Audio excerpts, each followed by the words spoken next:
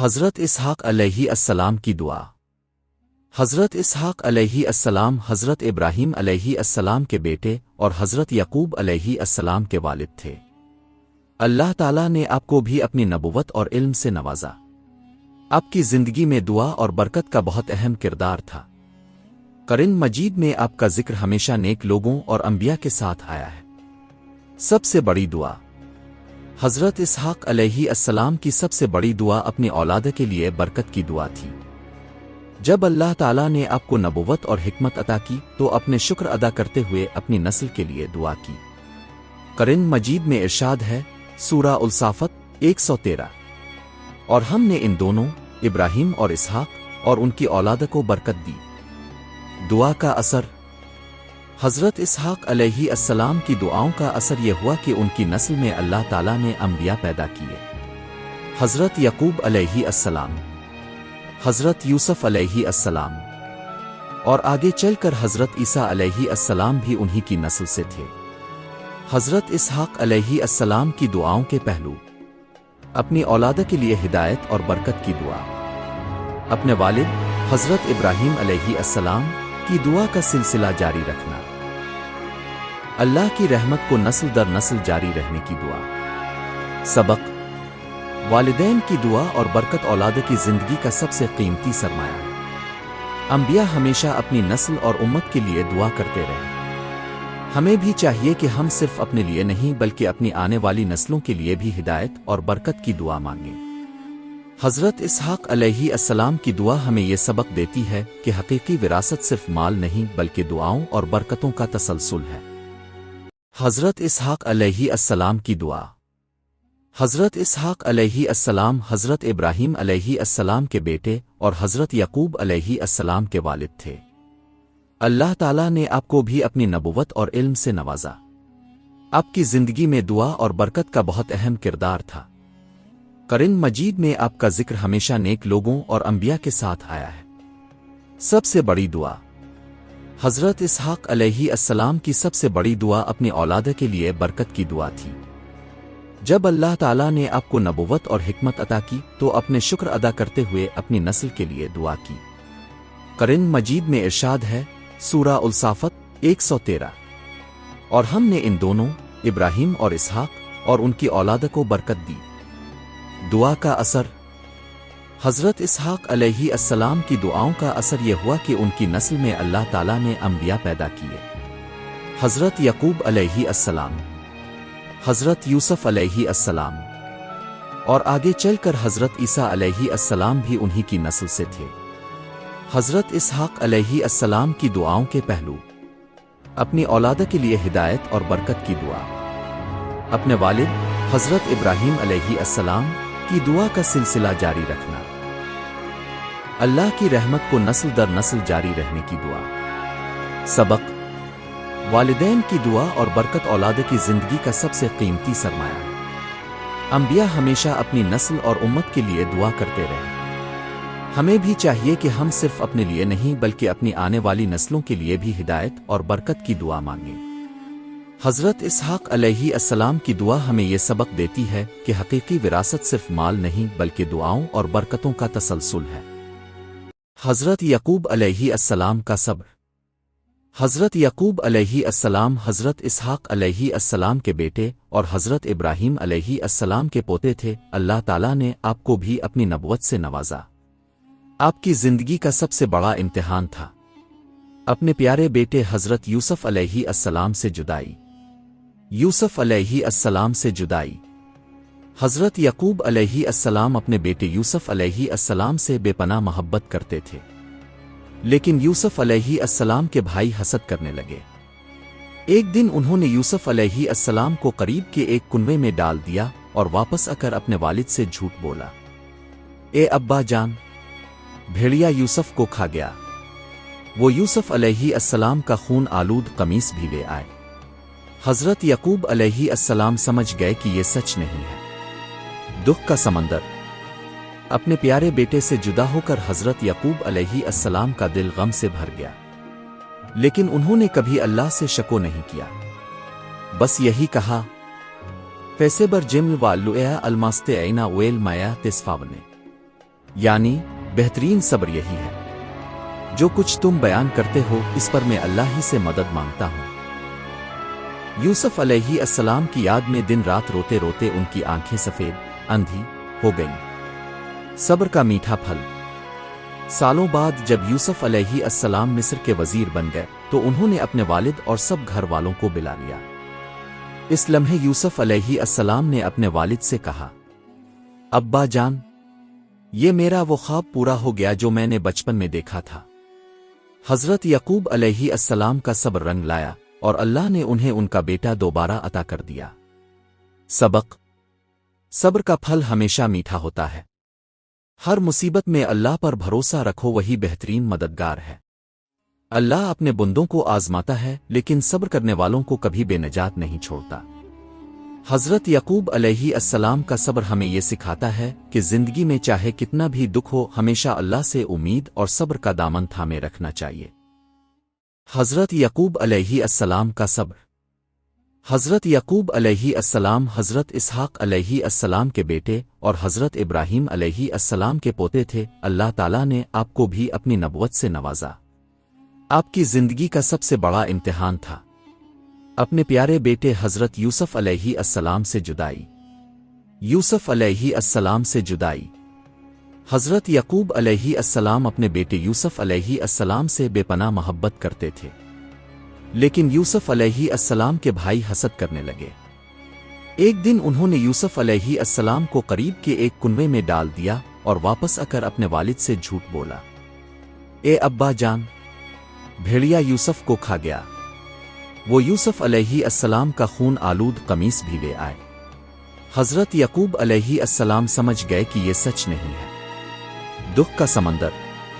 اپنے پیارے بیٹے سے جدا ہو کر حضرت یعقوب علیہ السلام کا دل غم سے بھر گیا، لیکن انہوں نے کبھی اللہ سے شکو نہیں کیا، بس یہی کہا، فیسبر جم والویا الماست عینا ویل مایا تسفاونے، یعنی بہترین صبر یہی ہے۔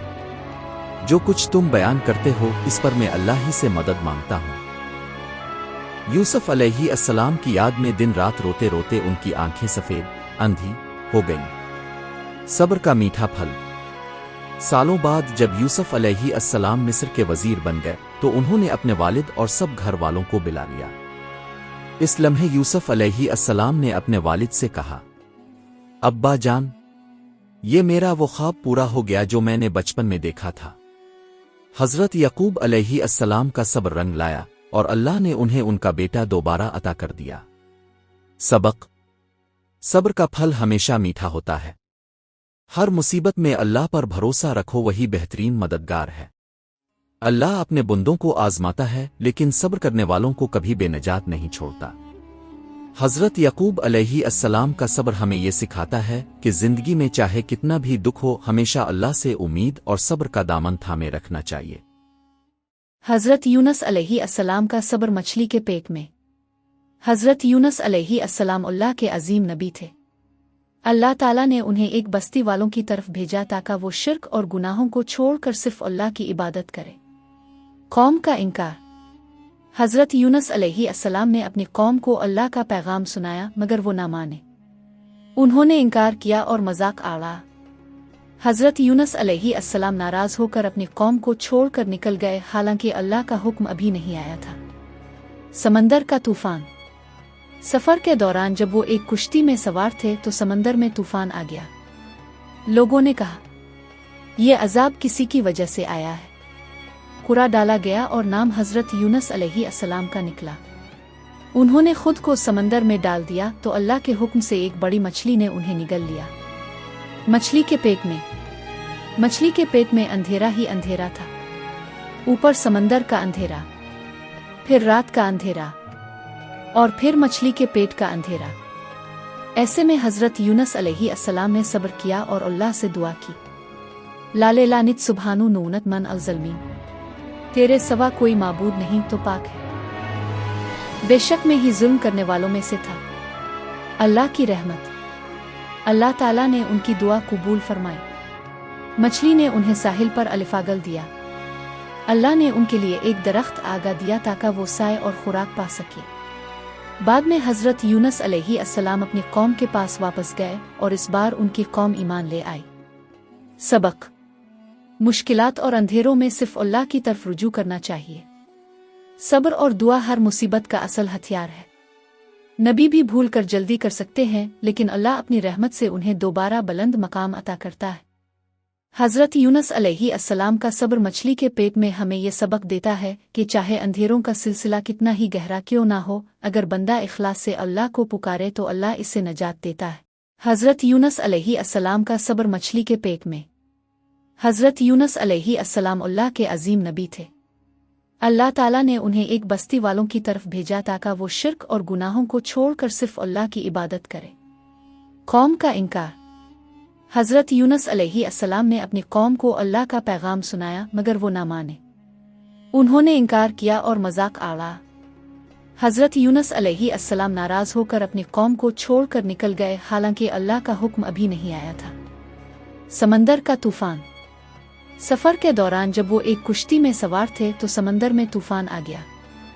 लोगों ने कहा, यह अजाब किसी की वजह से आया है। कुरा डाला गया और नाम हज़रत यूनुस अलैहिस्सलाम का निकला। उन्होंने खुद को समंदर में डाल दिया तो अल्लाह के हुक्म से एक बड़ी मछली ने उन्हें निगल लिया। मछली के पेट में। मछली के पेट में अंधेरा ही अंधेरा था। ऊपर समंदर का अंधेरा, फिर रात का अंधेरा, और फिर मछली के पेट का अंधेरा। ऐसे में हज़रत यूनुस अलैहिस्सलाम ने सब्र किया और अल्लाह से दुआ की, लाले लानित सुबहानु नूनत मन अल-ज़लमीन, तेरे सवा कोई माबूद नहीं तो पाक है। बेशक में ही जुल्म करने वालों में से था। अल्लाह की रहमत। अल्लाह ताला ने उनकी दुआ कबूल फरमाई। मछली ने उन्हें साहिल पर अलिफागल दिया। अल्लाह ने उनके लिए एक दरख्त आगा दिया ताकि वो साए और खुराक पा सके। बाद में हज़रत यूनुस अलैहिस्सलाम अपनी कौम के पास वापस गए और इस बार उनकी कौम ईमान ले आई। सबक: मुश्किलात और अंधेरों में सिर्फ अल्लाह की तरफ रुजू करना चाहिए। सब्र और दुआ हर मुसीबत का असल हथियार है। नबी भी भूल कर जल्दी कर सकते हैं, लेकिन अल्लाह अपनी रहमत से उन्हें दोबारा बुलंद मकाम अता करता है। हज़रत यूनुस अलैहिस्सलाम का सब्र मछली के पेट में हमें यह सबक देता है कि चाहे अंधेरों का सिलसिला कितना ही गहरा क्यों ना हो, अगर बंदा इखलास से अल्लाह को पुकारे तो अल्लाह इससे नजात देता है। हज़रत ज़करिया अलैहिस्सलाम की दुआ। हज़रत ज़करिया अलैहिस्सलाम अल्लाह के नबी और निहायत पाकीज़ा इंसान थे। उन्होंने अपनी ज़िंदगी अल्लाह की इबादत और लोगों को हिदायत देने में गुजारी, लेकिन उनकी एक ख्वाहिश थी जो अभी तक पूरी ना हुई थी, औलाद, बुढ़ापा और ख्वाहिश। हज़रत ज़करिया अलैहिस्सलाम बहुत ज़ईफ़ हो चुके थे। उनकी हड्डियां कमज़ोर और सर के बाल सफ़ेद हो गए थे। उनकी बीवी भी बुढ़ापे को पहुंच गई थी। ज़ाहिरी तौर पर औलाद का होना मुमकिन ना लगता था, मगर वो जानते थे कि अल्लाह के लिए कुछ भी नामुमकिन नहीं। दिल से दुआ। उन्होंने अपने रब को चुपके से पुकारा और अर्ज़ किया, ए मेरे रब, मेरी हड्डियां कमज़ोर हो गई हैं और मेरा सर बुढ़ापे की सफ़ेदी से जल उठा है, फिर भी मैं तुझसे दुआ करके कभी नाउमीद नहीं हुआ।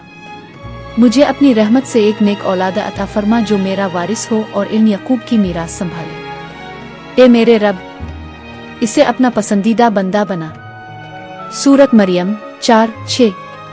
अल्लाह का जवाब।